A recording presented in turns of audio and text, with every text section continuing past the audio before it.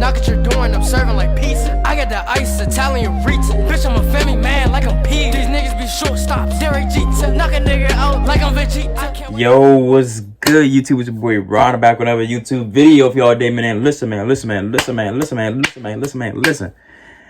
Hey, man. I'm back with another YouTube video, you know what I'm saying?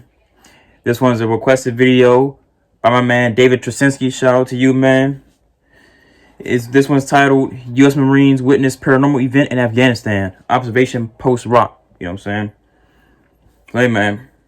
Let's see what this is talking about, you know what I'm saying? And see what happened in Afghanistan. And as far as I know, or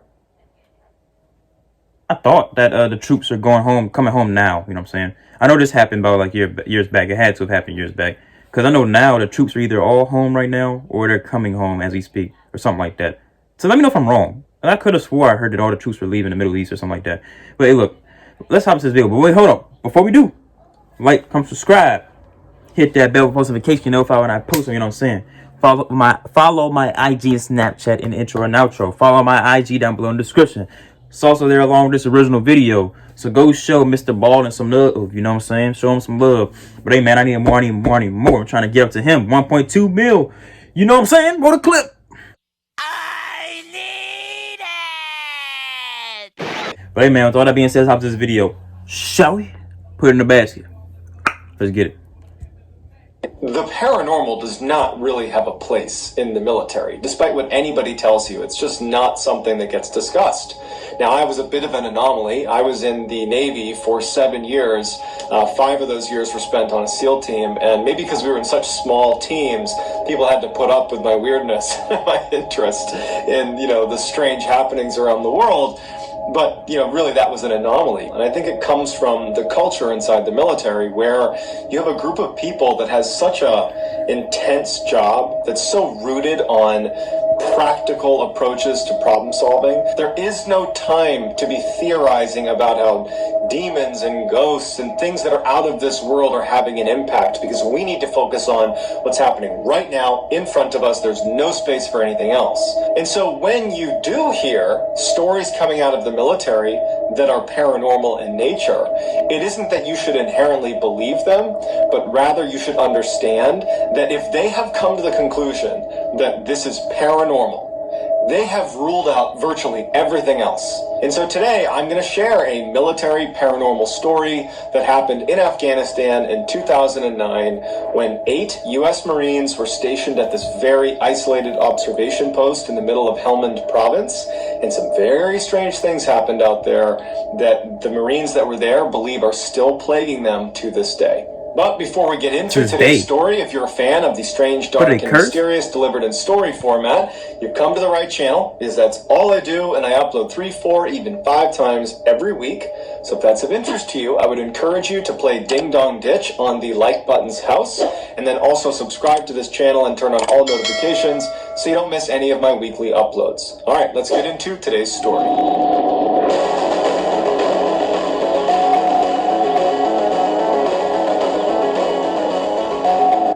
In June of 2009, U.S. and NATO forces surged into Afghanistan. Troop numbers escalated dramatically in preparation for this massive offensive against the Taliban. During this surge, a very small team of Marines, 8 Marines, were given a mission to go to an observation post in Helmand province where a group of British soldiers were stationed at the time. An observation post, or OP as it's called in the military, is any location where you're able to observe, hence the name. Most OPs, if not all OPs, are located on high ground because that provides you the best view. OPs are very strategically valuable. You have the higher ground and you can see what's going on around you. And so as a result, OPs become prime targets for attack. Now, the OP that these Marines were going to, OP Rock, was a little bit unique. It was strategically very important, but it didn't really have the higher ground. All around it were other large pieces of terrain, which meant if you poked your head up for too long, you might get shot from a sniper on the mountain. And so OP Rock was like a very dangerous and isolated place to be. Not to mention laughably small and had almost no amenities. There was basically a couple of HESCO barriers, those big brown squares that get filled with sand and dirt to stop bullets. And then, not even cots. They slept literally on the ground on sleeping pads and a couple of ghillie tents overhead. That was about it. And so these Marines were going to be there for 60 days. Wow. They were not going to be able to go anywhere. They were just isolated and stuck on this tiny little wasteland in the middle of Afghanistan. For what? The 8 Marines were led by Sergeant Green, and his second in command was Corporal Lena. The other 6 junior Marines were Zolik, Hoyt, Wilson, Parker, Smith, and Gibbs. After driving their up-armored vehicles all the way through the snaking pass, they get to OP Rock, and the British soldiers are there anxiously waiting for them. Normally, anytime you turn over with any other unit, you do something called turnover operations, where because you're new to the area, you want to go out and do like a presence patrol or something to get a feel for the area with the people who have been there, to kind of give you a lay of the land and say, hey, look out for this area, we think there's IEDs over there. Remember, if you're over here, you're in plain sight of the enemy, they can shoot you. But when they got there, the British were so anxious to leave, they did not do turnover ops. The British just looked totally weathered and beaten down and ragged, like they'd been fighting at OP Rock for decades. But they'd only been there for 60 days, the same amount of time that these Marines are about to be there. And before they leave, one of the British soldiers turns and says, hey, just so you know, if you dig anything up here, just put it back. And the Marines look at him like, what are you talking about? And he doesn't elaborate. He just says again, if you dig anything up, just put it back. Trust me. So that night, the men have settled into their new home for the next 60 days. And the way it works on any base in the world, but certainly in a war zone, is there's always someone manning a guard post. And so the first night, it happened to be Corporal Lena's turn to be on watch. Corporal Lena is the second in command of these 8 Marines. And he was up in the guard tower. And you got to put yourself in his mind, okay? Even if you've never been to Afghanistan, just imagine being out in the middle of nowhere, like in the middle of a mountainous desert with no village, no people, no anything. But at the same time, you are hanging it out there. You are totally exposed. There are people in the mountains around you that want to kill you, for sure. And it's you and 7 other sleeping people right in your little tiny OP. All you got is a radio where you can call back to your main base that's far enough away that if something bad happened, you better hope that 1, you can get through to them, and 2, they can get over here as quickly as they can. And the great fear when you're in these remote locations is that you're going to get ambushed. There's so many stories about these complex attacks being launched on these small little outposts where all of a sudden groups like these 8 Marines just get totally overrun by the Taliban. So it's a terrifying thing. When I was in Afghanistan, I didn't stand all that much guard duty, but when I did, you're up in the shack and you're kind of looking out into this like vast expanse of kind of nothingness. And you're wondering, like, are people watching me right now? Is someone taking aim at me right now? I mean, you're protected and you're doing all the things you're supposed to do, but nighttime in Afghanistan, standing guard duty, it's very eerie. And so this first night, Lena is up there. It's very quiet. And his radio that's right next to him, like imagine like a big walkie-talkie, right? Military-grade radio. It starts crackling. Military radios, at least American military radios, are from the 1950s, and they've basically not changed. They're very durable, and they work. But it's not uncommon for them to falter. And that's why we have people that specialize in just radios that can fix these things for us. Because if you lose your line of communication, you're screwed. And so he's sitting there and he starts hearing crackling on the radio. And so he notices it, but he doesn't think much of it. And the crackling stops, and he's looking out into the mountainside, and he's kind of looking around and just doing his typical guard duty. Then the crackling picks up again, and he thinks he can hear someone speaking in the radio. It didn't sound like English. It didn't sound like even words necessarily, but it was a little bit louder. Now he's really paying attention to it. Because he was worried his radio might be going bad, he first took the battery off, looked at it, blew it off, reconnected the battery, rebooted it, and put it back down, and he's a little more keyed into his radio. And then a couple minutes later, he hears this crackling, and now he can clearly hear someone's voice. And it sounds like Russian. He thinks someone is speaking in Russian. This is an encrypted radio. You're not picking up random signals all over the place. You only are picking up people that have your crypto, and it doesn't make any sense to pick up somebody else's voice. This has to be someone on your team. And so he thinks, okay, I'll check in with the main base, because my guys, are all asleep right here. They're all sleeping right there, 7 of them. There's no beds. They're laying on the ground right there. I can count them. No one's on the radio. So he picks up the radio and he calls into the main base and he says, hey, is anybody pushing traffic out this way to OP Rock?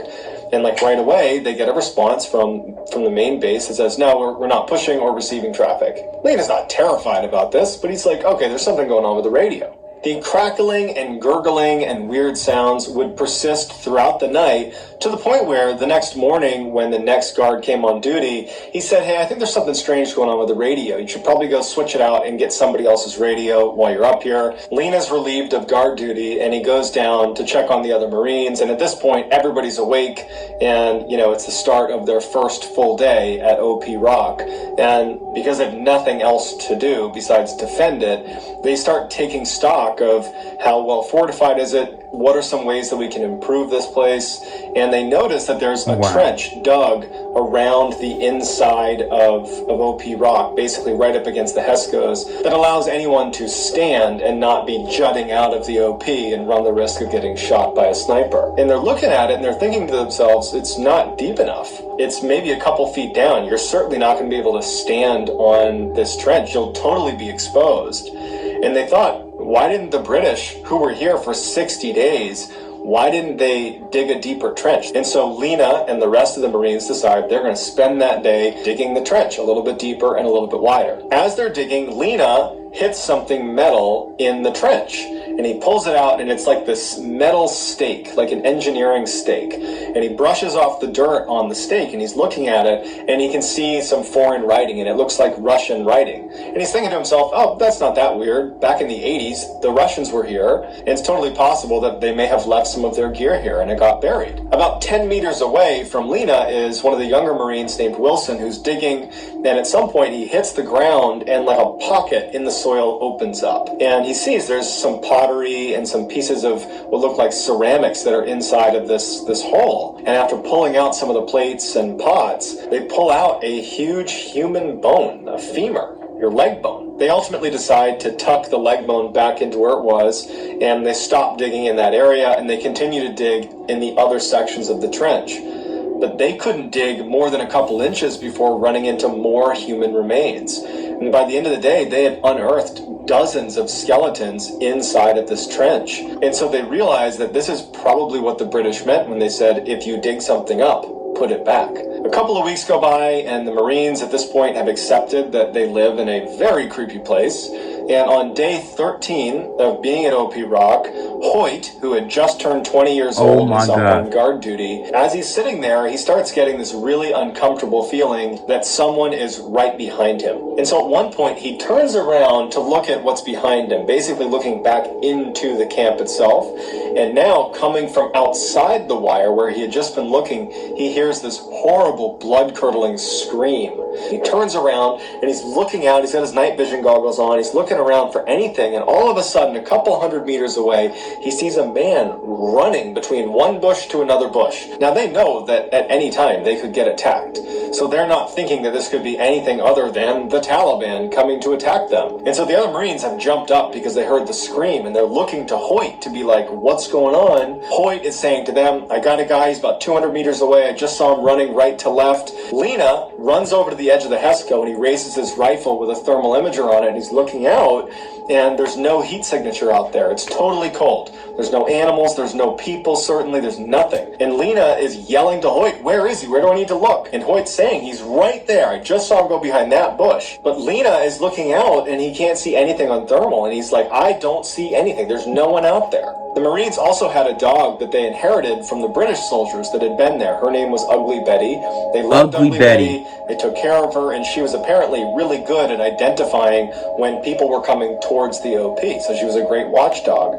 And this whole time, she had been looking in the same direction that Hoyt had seen this figure, and she is barking like a maniac. And even after they're looking with thermal and they can't see anyone out there, they can't get Betty to calm down. She's completely transfixed on the area where Hoyt had seen this figure. So for the rest of the night, the Marines are totally on guard, anticipating at any moment that they're going to get attacked. Someone's going to take a shot, they're going to throw a grenade in, because we lost this guy who was right there in front of us. So eventually, the next day, when they didn't get attacked, they just kind of said, okay, and they moved on and just figured it was an anomaly. Another couple of weeks later, on day 26, Zolik, who's another one of the younger Marines, was on guard duty, and it was really hot. He remembers even taking his helmet off because he was sweating so bad. And then at some point, while he's just looking out into the vast open nothingness, he said that the temperature dropped inside of the shack dramatically. So much so that he actually felt cold. There was no breeze, there was no reason for it to be getting cold. And as he's thinking to himself, like, is there a storm coming in or a cold front coming in? He starts feeling like someone's standing behind him. And he keeps looking over his shoulder and no one's there. He's in this tiny little shack. And he's feeling creeped out, and all of a sudden he starts hearing whispering from behind him. Not on the radio, but like in the shack with him.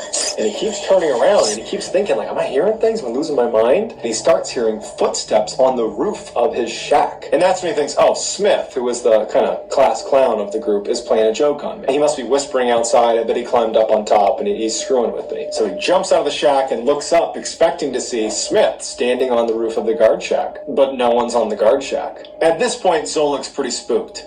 He does a quick search on either side of the guard shack, thinking maybe Smith is there, but no one's there. And then he turns around and, of course, sees that the other 7 Marines are all asleep. So it wasn't Smith, it wasn't any of his teammates. At this point, he goes back in the shack and he raises his rifle and he's looking through his thermal scope. So any human would light up like a Christmas tree if you saw them on a thermal. And Right. he's scanning outside all around, thinking, did I hear someone who's out there? Because they had that weird run-in 2 weeks earlier with that random person that they could never find. He's thinking maybe there's somebody else out here. And as he's scanning, he sees a man standing a couple hundred meters away with his fists raised like this. Zolik was so caught off guard from the way he was standing that he actually lowered his rifle to look, because the moon was pretty bright, the illumination was pretty good, and he looked, you couldn't really see him again, so he brought his rifle back up, and now through his thermal the figure was gone. Zolik in interviews has admitted that he was really stressed out about being at OP Rock.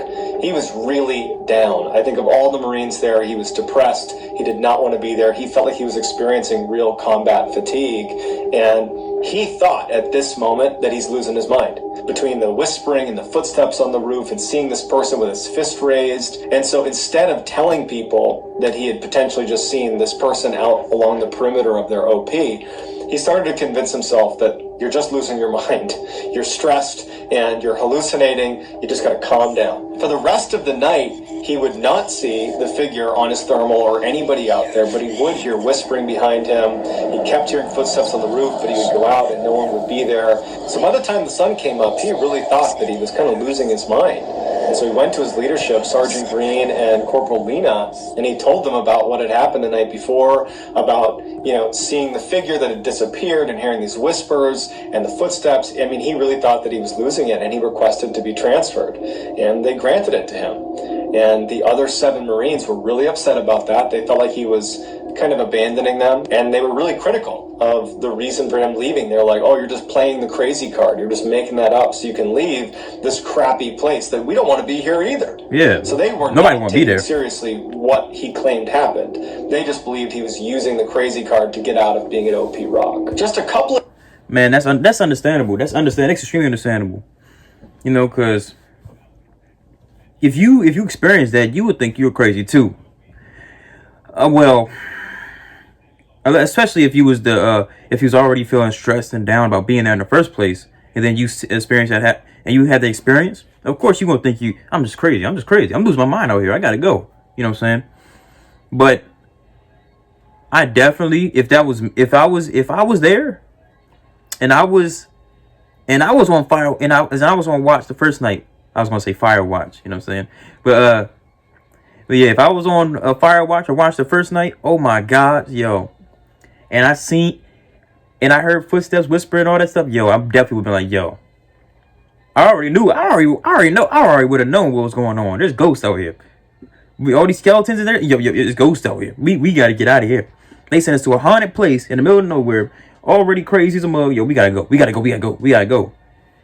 Man, God damn. And I'm pretty sure this isn't even the worst of the story. The worst of these ghosts and encounters and stuff is yet to come in this video. You know what I'm saying? Man, I oh my God, that's crazy, man. And it's crazy. That's crazy, bro. I would have radioed back to the place. Yo, the OP Rock, this place haunted. This place is haunted. We gotta get out of here. There's ghosts out here. You know what I'm saying? Regardless if they believe me or not, I would have at least told the main base that, yo, it's just crazy up here. But hey, look, man, let's hop back to this video. A couple of days after Zolik's departure, Lena is on guard duty in that guard shack, and as he's looking out, Ugly Betty starts barking really aggressively towards the area that Lena is looking at. And so he raises his night vision goggles and he's scanning the mountainside looking for any sign of people that perhaps Ugly Betty has sensed. And he stops when he sees what he believes is a Taliban scout standing on the mountainside, who's pretty far away, a few hundred meters away, and he switches to his thermal scope to confirm that it's a person before he engages. And when he raises his thermal scope, there's nobody there. There's no heat signature anywhere. But Ugly Betty is still barking like a maniac in the direction of where this potential scout was standing. And so Lena goes back to his night vision goggles like a second later, and he's looking, and he sees the same scout now about 100 meters closer to him, way closer to him. Like impossible to cover that distance in that amount of time. He practically falls over when he sees it. He switches to his thermal and he's getting ready to engage, but there's nothing there. And this is all happening in a matter of seconds. He goes back to his NVGs and he's looking and there's nothing there. And as he's about to go to his thermal for one last look, he feels a tap on his shoulder, which he believes is going to be one of the other Marines that must have heard him frantically moving around in the guard shack. And when he turns, there's no one there. There's no one anywhere near the shack. All 7 are asleep in the middle of the camp. At this point, Lena felt bad because he was critical of Zolik, who had left because he had heard voices and seen apparitions out in the distance.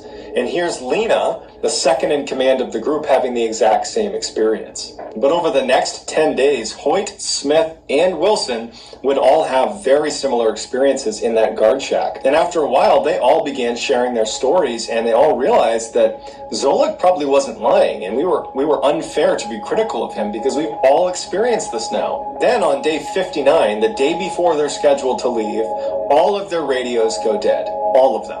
And Lena goes over to Gibbs, who was their comms guy, and he's like, what's going on? And Gibbs was like, I've been working on the radios this whole time we're here. I've changed nothing. They've always worked. Now, they did have a satellite phone, but it was an unreliable way to get in touch with reinforcements if you really needed it. They're pretty much isolated at this point, and they're all just sitting there, just hoping they can get through one more night without any problems. Wilson is the one actually in the guard shack, and then all of a sudden, machine gun fire opens up right outside of their base.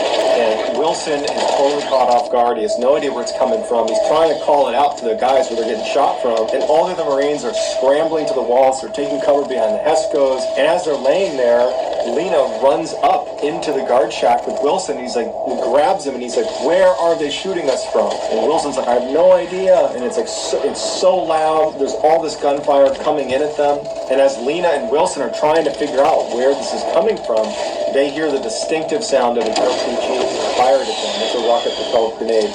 It's like a whistling sound, and they know it's going to hit them at any moment. The two of them brace for impact, and they hear the sound of this RPG smashing inside of the OP. And the machine gun fire is just continuing. It's a non-stop. And so a couple of the other younger Marines basically low-crawled their way into the trench where they were protected from these rounds. And they're thinking, like, we got to make sure no one's in the trenches. And so they start clearing the trenches, but no one's in the trench. And it's just this constant barrage of gunfire. They have no idea where it's coming from. And then just as suddenly as it started, the gunfire stops and it's silent. As soon as the shooting stopped, the Marines did not just poke their head up and say everything's fine now. If you're being shot at, you assume that even if there's a break in the gunfire, they're going to start shooting at you again. Exactly. And so for hours, they're just like waiting for the next round of fire to start, but they don't even know where it's coming from. And they're kind of isolated and exposed. So they're all just kind of like hunkered down against the Hescos waiting to respond to the next volley of fire. But it never comes. And when the sun comes up, they're able to take stock of the damage to their OP from all the machine gun fire and from the rocket-propelled grenade. But there's no damage. No one had ever been shooting at the OP. There was no damage. So they had no explanation for it. So when reinforcements arrived, they just wanted to pack their stuff up and get the heck out of there. And they did. After leaving OP Rock, very shortly after, Smith, Parker, and Diggs, 3 of the 8 Marines that were there, were all killed in Afghanistan in separate instances. And then Sergeant Green, who was their leader, was very badly injured in an IED blast. Lena believes that when they were digging out those trenches and finding all those bones, that they unleashed something. It turned out A lot of people had lost their lives on that little strip of rock. When the Russians invaded Afghanistan, they captured OP Rock and killed all of the mujahideen that were located at OP Rock.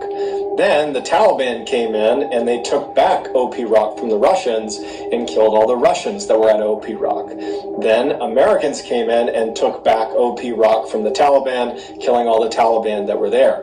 So you have all these people, probably dozens and dozens of people that at one point have been holding OP Rock, that had all been killed at OP Rock. And so Lena believes that it's only a matter of time before this curse that they unleashed comes back to get him. So I'd love to get your reaction. What do you think happened at OP Rock? Is this paranormal, or is there a rational explanation for this? Let me know in the comments, and I'll do my best to get back to as many of you as I possibly can. If you enjoyed this story and you haven't done this already, please play Ding Dong Ditch on the like button's house, and then also subscribe to my channel and turn on all post notifications so you don't miss any of my weekly 3, 4, even 5 video uploads. If you have a story suggestion, we have a subreddit just called Mr. Ballin. It's linked in the description below. You can submit your stories there. And if I intentionally use your story, I will certainly credit you. If you want to get in touch with me, you can direct message me on Instagram. My handle is JohnBallin416. I'm also very active on TikTok, where my handle is Mr. Ballin. So whether I see you on Reddit, Instagram, TikTok, or here on YouTube, or some combination, I'm just very thankful for your support. And until next time, guys, see ya. That's the end of that video, man. Wow, wow, wow, wow, wow. Wow, wow, wow. Oh my God. That's crazy, bro. That's crazy. That's freaking crazy, bro. I would have, oh my gosh. I would have been so terrified if I was there. Oh my gosh. Like, yo, that's crazy. I'm at loss of words. That's crazy. That's so terrifying. It's a horrifying, terrifying experience, you know what I'm saying? And it was a curse, you know what I'm saying? When they was digging the trench, there's a curse. Yo, oh my God. I might have lost for words, man. That's just, oh wow. Wow. Sheesh. Man, but that's paranormal, man. That's paranormal. There's no other way to explain it. There's no other way to explain it. There's no other way to explain it, you know what I'm saying? There's no rational way of thinking that could justify what happened there. But look, man. Like, comment, subscribe. Ding! Hit that bell for notification. Notify when I post them, you know what I'm saying? Follow my IG, Snapchat, intro, and outro for my IG down below in the description. There's also a long description of the video. So go show Mr. Ball some love, you know what I'm saying? Yeah, but I need more. And hey, man. Well, that being said, man, I'm gone. Pew.